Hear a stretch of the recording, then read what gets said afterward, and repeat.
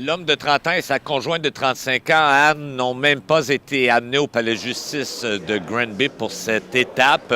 Ils vont demeurer détenus pour au moins les 2 prochaines semaines. C'est que la poursuite attend toujours un complément de preuves. Il s'agit du rapport d'analyse, d'expertise et d'autopsie du pathologiste judiciaire qui pourrait permettre, à la suite de son analyse, le dépôt d'accusations plus sérieuses, peut-être de négligence criminelle causant la mort ou même d'homicide involontaire. Rappelons que pour l'instant, le père de 30 ans est accusé de séquestration à l'endroit de sa fillette de 7 ans. Sa belle-mère, elle, est accusée de séquestration, mais aussi voie de fait grave.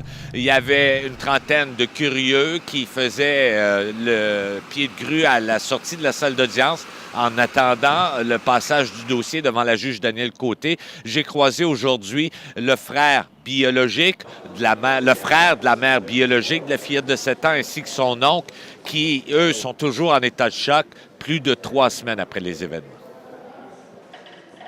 Écoutez, c'est normal, c'est son enfant, c'est son sang. Fait que, elle prend ça mal, c'est sûr.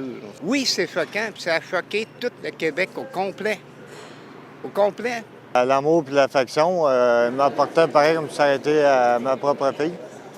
Je l'aimais gros, cette affaire-là. Il m'écoutait tout le temps. J'avais aucune misère avec, pas à tout.